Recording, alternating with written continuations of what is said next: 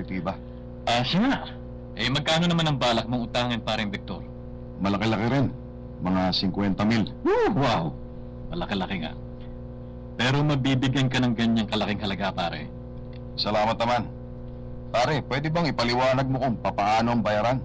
Kung magkano ang tubo? Kung hanggang kailan babayaran at kung ano pang requisitos? Yun lang ba, pare? Madali yan. Ang pagkakaalam ko, paring Pedring, sa loob ng 2 taon yan babayaran.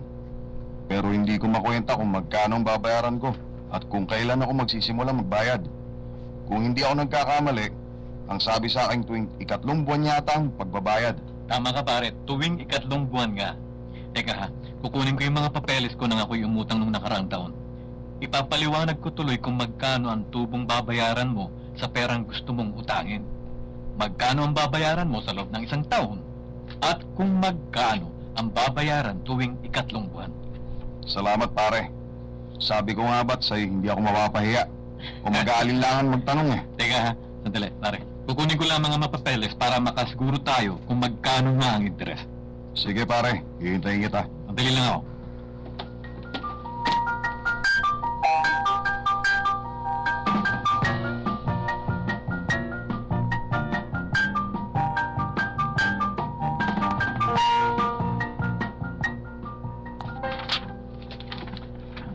Ayon dito sa mga papeles ko, pare, ang halagang iyong uutangin na 50,000 ay mapapailalim sa 20% interes. At ito'y babayaran mo kasama ang tubo sa loob ng 2 taon. Oo nga. Ngayon, teka, kwentahin natin ang magiging tubo. Ang interes. Pare, alam mo na yun, di ba? Ito ay dagdag na halaga na isasama sa kapital na iyong inutang. Okay. Ang 20% ng 50,000 ay 10,000 sa loob ng 1 taon. Kaya 20,000 sa 2 taon. Ang 10,000 ito ay yung babayaran ng 4 na beses sa 1 taon. Inulit ko, pare. Ito'y bukod sa kapital, ha? Oo pare. Kung gayon, pagkatapos ng 3 buwan, ako'y magbabayad ng interes ng 2,500. Tama ba? Tama, paring Vic. Kung susumahin ang 2,500, ito ay may total na 10,000. Yung 50,000 na may hahatiin sa 2 taon na pagbabayad. Sige, kwentahin natin. Ito pare. Ito pare ang babayaran mo tuwing 3 buwan. 8,750. Ang interes ay 2,500, hindi ba? Idagdag dito ang 6,000. 250 para ito'y maging 8,000. 750. Ang 6,000, 250 ay ang bayad mo tuwing 3 buwan para sa kapital. At 4 na beses mong babayaran ang 8,000, 750 sa 1 taon. Kaya meron kang kabuuang 35,000 na siyang kalahati ng halaga na yung babayaran sa 1 taon. Nakuha mo pa, pare? Oo pare, maliwanag. Sa 2 taon, ang perang uutangin mo ay babayaran mo ng 70,000. Yan ang kabuuang perang yung babayaran kasama ng interes. Para madali mo makuwenta ang interes, kailangang alam mo kung magkano ang principal na halaga, ang porsyento ng interes, at ang panahon na dapat bayaran ang pera. Halimbawa, pare, ang principal na halaga ng perang uutangin mo ay 50,000 piso na may 20% interes para sa 2 taong pagbabayad. Gamitan mo lang ng multiplikasyon ang 3 data na yan. 50,000 piso i-multiply sa 20% o 0.20 ay katumbas ng 10,000 piso sa 1 taon. 10,000 piso i-multiply sa 2 taon magiging katumbas ng 20,000. Oh, di ba madali lang, pare? Nako, maraming salamat paring Pedring. Ngayon alam ko na kung magkanong pera ang ihahanda ko bago sumapit ang 3 buwan. Wala yun, pare. Sikapin mo lang na hindi ka papalya para wala kang karagdagang interes. Asahan mo pare.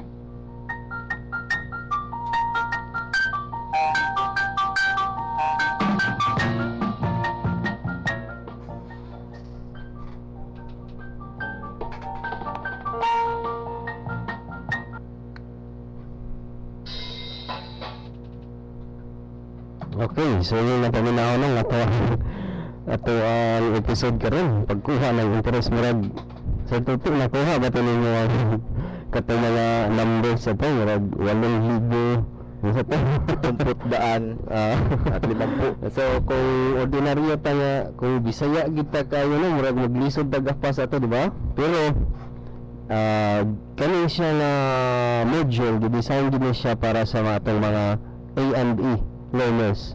So expected na atong mga A&E learners nga makasabot gid ng Tagalog kay Tagalog ra atong exam.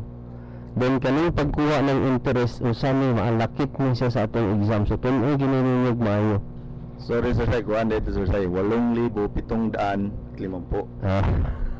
No. Compounded interest to lahan gi isgutan sa tote kay si Kuan si Vic lagi nangutang siya dayon patabang siya sa pagpinta ang pindring 2 years man to nahilman diba? Pila tubo niya within 2 years niya Sa 50,000. sa 50,000 Then pila yung bayron nun kay every 3 months man daw magbayad. So pila yung bayron nun kada 3 ka bulan. So mga technique sa kuha ng interest. Number 1 is No, the capital o principal amount. Principal amount. May bala nila principal amount. Yung kadwa pilay porsyento tubo. Nga gipatubuan ang imong Gipatubuan. principal amount. Then ikatulo. Imuhang taon kung pila imuhang bayron nun o pila sa bayran sa pila ka tuig o pila ka bulan. So totoo sa amin nila di mo gud ta buhi og di pa nangutang di ba? Say mo pika. Pero mo puno mabikan na gud ta, no? Nangutang gid ta then naara ba na dinis balaod para ni sa mga magpautang ha, babala sa lahat ng nagpapautang. Ug umuutang, no? Pasalamat ta ni Attorney Virkinko sa legal information manual niya. Dito ni nato nakutlo sa section 21 article 3 sa 1987 Constitution. Walay mapriso sa utang, walang mapriso sa utang kahit gaano man ito kalaki o kahit na ilang beses pa nagpirma ng promissory note. Klaro kayo ang nangungutang. Nilalayo ng batas na ito na ipaalam sa publiko kapag makukulong ang nangungutang dahil wala siyang pangbayad, para na rin sinabi na krimen ang pagiging pulubi or kabos. No? Nun pwedeng sampahan ang nanira ang buhaton sa nagpautang ha, pwedeng sampahan ang kasong sibil, no, ang nangungutang para kunin kung anong ari-arian meron siya bilang kabayaran. Kapag wala talagang parusa para dito. So mao ni sa section 21 article 2 sa 1987 Constitution. Then dugang pa diri pwede ring hindi bayaran ang interes ng inutang ng pera. Pwede dili bayaran ang interes kung ito ay lalagpas sa 5% ang tubo kada buwan. 5% ang limit. Kung mulapas ka mo 6% ka, pwede ka bayaran, dili ka mapriso. Utang na dili mapriso. Labi na na Ilang pidring ang kaso sir say 20% man to ang taon lang taon. I-divide sa 3. I-divide sa 12 para may balaan nimo pila ka porsyento kada bulan, murag 1 ra ka pin. Kaya ang nigawas ito 2,500 lang. Kaya ang 24% per year, that is 2% per month. 2% okay ra ang 2%. Kana 1 ra ka pin kay 20 ra man. 20% per year. So i-divide na nimo sa 12, mo na ang tubo kada bulan. So sa 50,000 to 5 lang iyang bayaran sa 3 ka bulan. Dayon apil na ang kanana. So mo to yung bayaran. So mo na yung mga information no sa pagkuha sa interest number kinahanglan kabalota mo multiply sa tuto. Oo. Then ito mga A&E nga mga estudyante o learners na to sir say ang tigil Kapala naman siguro na sila makunta og interest, no? Then ay mga questions din ha sa test 2. So i-complete na ninyo ang test 2, 5 items gihapon na diha na ay mga problems kada isa, no? Each item. Okay, adto na ta sa ato ang tabula. Okay, so Text lang mo sa mo, ha? Mga paspas o bilis kamay nga pag-text para madawat na to ang ang mananaog karon. Pinakaunang mag-text mo atong dumaton nga first prize. Agdo na mo ang time din ha, tanaw ni sa tuti. I-validate ni sa tuti. Sa iya pong cellphone, text code mo. Isulti mo. Ang number 0916-907-5838. Balik ko na ko, no? 0916-907-5838. Okay, ako apong number is 0927-40-27975. Okay, so text mo diha. Una ang inyong pangalan, kama, inyong edad, kama, inyong address, kama na po inyong service provider, DALC or mobile teacher, or IM, then space ang inyong answer. Okay, muna na itong bonus question. Ha? Okay. Magkano ang inutang ni Vic na pera sa kanilang organisasyon? Okay, magkano ang inutang ni Vic na halaga sa kanilang organisasyon? Okay, kung kinsa na mina, text na yun. Mag-agad na sa time ha. Anong basihan ang time? Di abot. Okay, nanagod. Nanay ni text isa. First prize yun na sir Sai. Ha? Third prize yun nga ko Okay, gikan kang 0905-9310 si 785 si Cheryl Dano 25 years old Purok 5A Barangay Santiago Barangay Santiago gapon Lomo gapon ni Sir Lito si Mrs. Ligaya Luisma ang iyahang teacher. Ang iyang answer. Second sir Sai, di yun na itabo sa imong cellphone. Diba? Wala ni Lahat sensor. mo katulo. 10:51:58 seconds. Okay. Tanaw na ko ng isa. Wala pa tayo. Nagpili pa tayo kung sa una ni abot diri. 10:52 ng isa. Si Meranin. So first na to si ang answer is 50,000. Yes, si Cheryl Dano. May mananaog sa 100 pesos worth nga load. Courtesy of Kagawad Alma Ranes. og si Kagawad Kusingan. sa Barangay Tubod og si Kagawad Alma sa Barangay Kagawad Alma Chavez Ranes, Barangay Santiago. Kaduha na to nga sponsor si Kagawad Kagawad Alan Kusingan sa Barangay Tubod, Iligan City. Okay, sa second prize si Meralyn Aligado, 21 years old, Purok 1, Santiago, Nagpuyo. Mrs. Ligaya, Gapon Luisma, ang iyahang koan. Ang ikatulo na ito nga mananaog 0906-944-2549 si Raquel Dale de los Reyes, 19 years old, Purok Sampaguita, Mayahay, Iligan City. Ang hilito ng batak, answer niya 50,000 pesos. Kinsa na si ang time, tanawa daw ang time. Sunod sa imo sir, 52. Ang time niya. Oh. 52. Okay, so siya mo ito. Then ikaupat na ni si Rashilda Rindal. Kaupat yun siya po. So kasi siya. Segundo ray. So Sir Lito, naminaw mo gini si Sir Lito. Muna ta itong mga mapalat niya muna naog karon sa first prize mo 100 pesos nga load. Grabe no. Second, natawa 50 lang o third 50 gihapon. Okay, ang third prize na to si Raquel Dale de los Reyes, Sir Lito, 19 years old, Purok Sampaguita, Maya, Iligan City. Anyang IM o Dalsi, Sir Lito ng Batak.